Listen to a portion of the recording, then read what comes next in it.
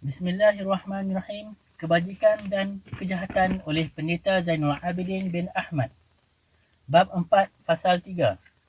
Wajib membetulkan kesalahan dan membaharui pemahaman.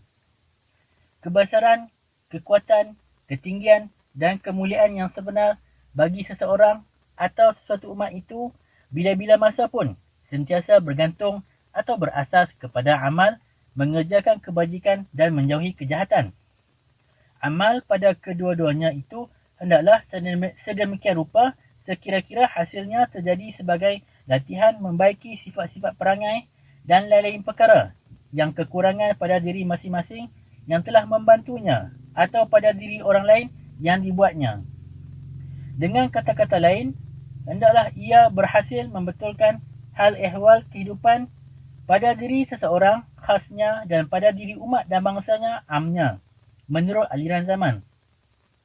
Bahawasanya umat yang menyempurnakan syarat demikian inilah yang telah dijanjikan oleh Allah akan diberi kekhalifahan atau kekuasaan dan kebesaran di bumi ini dalam ayat wa'adallahu alladhina amanu minkum wa'amilus salihati layastakhlifannahum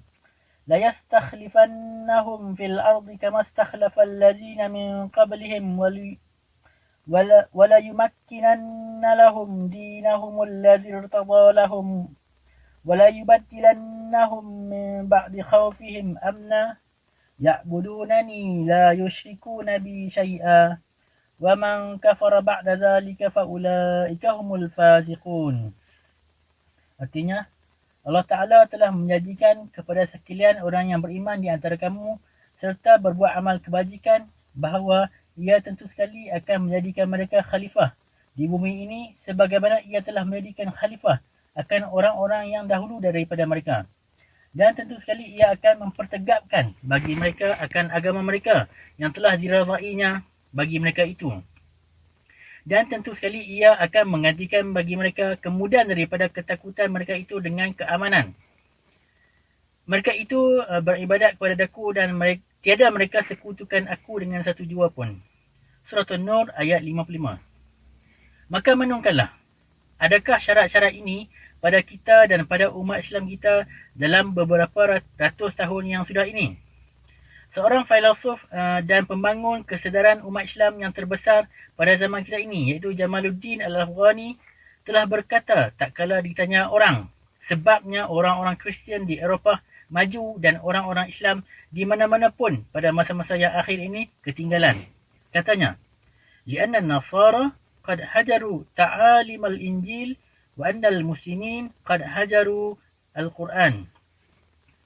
Yani artinya, sebab orang Kristian itu telah meninggalkan ajaran-ajaran Injil dan orang Islam telah meninggalkan ajaran-ajaran Al-Quran. Perkataan ini amat benar, dan jika hendak dihuraikan kebenarannya itu dengan secukupnya, nescaya boleh jadi sebuah kitab besar. Pendek kata, kita orang-orang Islam telah mengubah hal kita dari keadaan yang baik dan betul pada zaman dahulu kepada keadaan yang tiada baik dan tiada betul lagi pada zaman-zaman yang kemudian ini. Dan sebab itulah kita telah jatuh.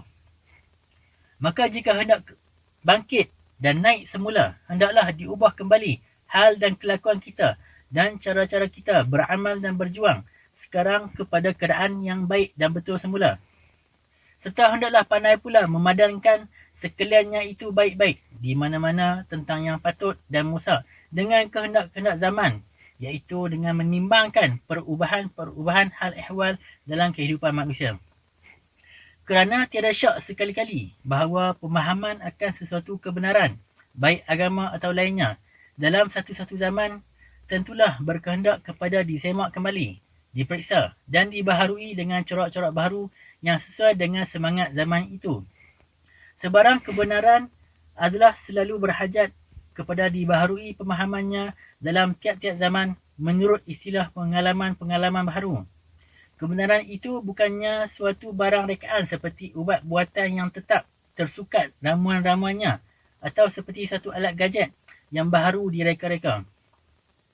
Kebenaran itu adalah sama tuanya dengan bukit bukau dan gunung ganal sekaliannya, sama umurnya dengan langit dan bumi. dan alam cakrawala seluruhnya ini. Hakikatnya sama, ada satu tiada berubah-ubah. Tetapi sifat-sifat yang mendatang padanya boleh bermacam-macam menurut hal ehwal perkelilingnya, tempatnya dan masanya.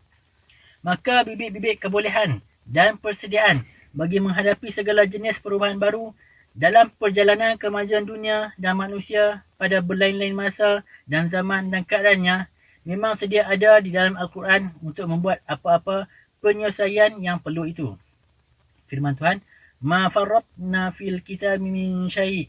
Artinya, tidak ada sesuatu jua pun yang telah kami tinggalkan, tidak diberi peruntukan dalam kitab itu. Suratul An'am ayat 38. Yakni semua perkara ada dikirakan benih-benih persediaan baginya di dalam kitab Al-Quran itu. Lain daripada itu, firmannya lagi, وَنَزَّلْنَا عَلَيْكَ الْكِتَابَ تِبْيَانًا لِكُلِّ شَيْءٍ وَهُدًى وَرَحْمَةً وَبُشْرَى لِلْمُسْلِمِينَ. Artinya, dan telah kami turunkan kepada engkau kitab Al-Quran itu hal keadaannya sebagai penerangan yang lengkap bagi tiap-tiap sesuatu dan sebagai petunjuk dan pengasihanan serta khabar kesukaan kepada orang-orang yang menyadari kepada Tuhan. Surah An-Nahl ayat 89. Demikianlah persediaan dan kebolehan agama Islam untuk menghadap dan melayan perubahan masa menurut pengakuan Tuhan dalam kitabnya sendiri.